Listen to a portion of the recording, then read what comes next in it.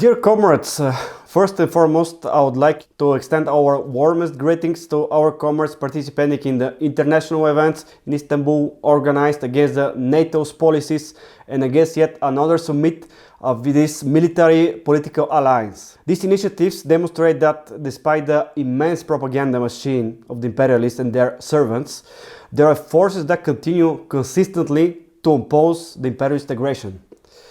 The main striking force of modern imperialism is the United States and NATO, which in the recent decades repeatedly demonstrated willingness to use military force, economic pressure and political intervention to protect their interests of their national capital. Just recall the 1999 bombing of Yugoslavia carried out without the UN Security Council authorization.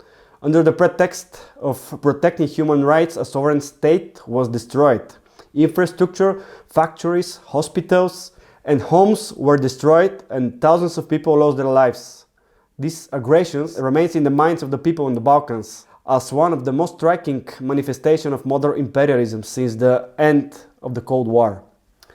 A similar fate awaited Iraq.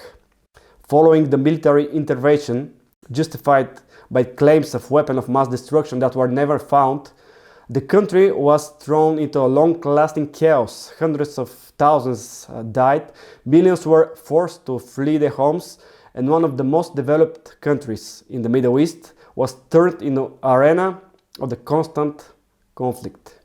Libya also became an example of the devastating consequences of the imperialist intervention.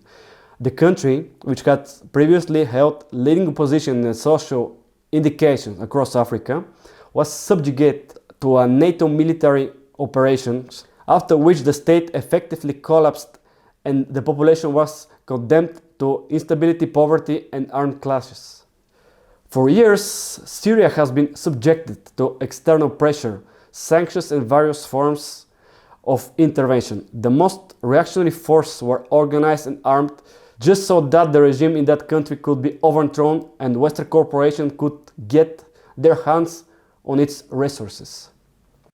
After decades of provocations, sanctions and terrorist attacks, on 3rd of January 2026 a brutal attack was carried out against Venezuela.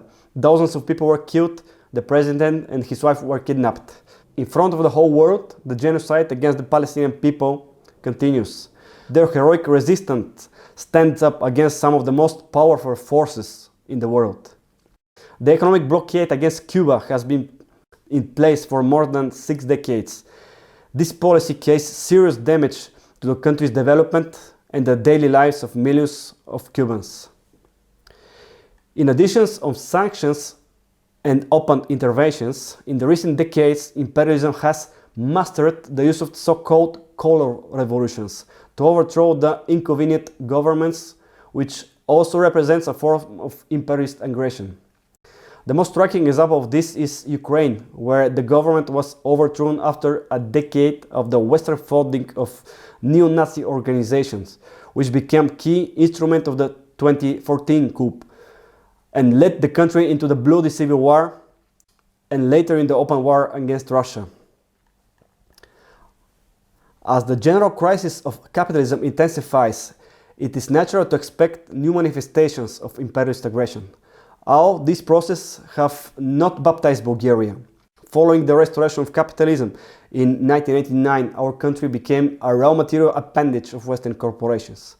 Bulgaria was integrated into the structures of imperialism, which in the recent years had been significant due to our country's geographical position in the context of the planned full-scale war against the Russian Federation.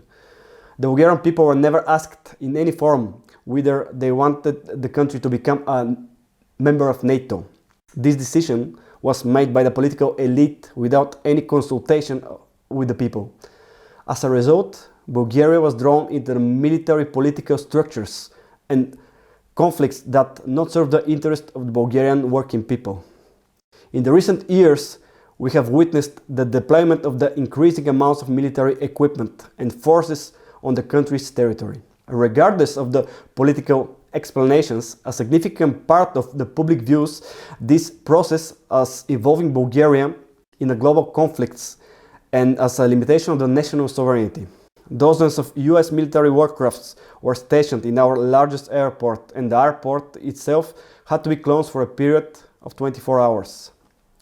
At the same time, we are witnessing a growing public discontent with the policy of the ruling circles, protests against the introduction of the euro, dissatisfaction with the Bulgarians' participation in the military initiatives, and the growing criticisms of NATO and the European Union indicate that significant process of the political rethinking are underway in the society.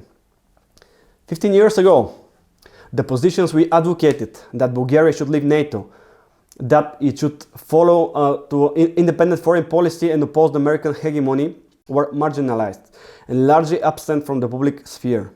Today, such issues are already being discussed openly, not only among the activists, but also in the media, in public debates, and even in the parliamentary circles. This shows that the tensions existing in the society over these issues cannot longer be ignored. For countries like Bulgaria, which have a dependent position in the International Division of Labor and are tied into external political and economic powers, the struggle for socialism inevitably includes an element of national liberation.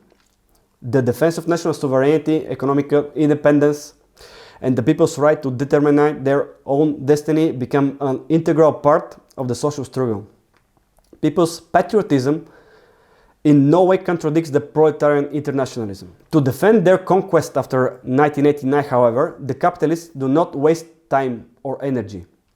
In order to weaken the popular movement against Bulgaria's participation in the imperialist wars and for withdrawal from the imperialist alliances, the ruling class turns to the most tasted weapon for this purpose: fascism. This is supported by the process of historical revisionism and the rehabilitation of reactionary political traditions from the past. A striking example is the events that took place on the 9th of May 2026, when the young anti-fascists were attacked during the commemoration of the Victory Day over fascism. Among the victims were members of the September 23 movement. This attack also is a response to the intensifying activity and the successes of our organization in exposing imperialism and spreading communist ideas. Such events, however, do not arise in a vacuum. They are a result of decades of policy of rewriting historical memory, in which anti-fascist struggle devaluated and specific aspects of the period before 1944 are presented in a positive light. Following the restoration of capitalism, a significant portion of the political and intellectual elite has been striving to present the socialist period as a historical deviation and the capitalist transformation as a transformation to return to normality. This interpretation serves as a justification for the privatization, social polarization, and looting of public wealth carried out during the years of so-called transition to democracy. Today, capitalism is a global system. Therefore, a successful struggle against it must be inevitably a result of a coordinated action of the people around the world. It is necessary to strengthen the anti-imperialist forces, both locally and internationally. Imperialism must be defeated, and it will be defeated. NATO must be defeated and disbanded. Only through organized resistance, international solidarity, and consistent struggle against imperialism, we can build a world of workers' power as a first step through a society free from exploitation of man by man.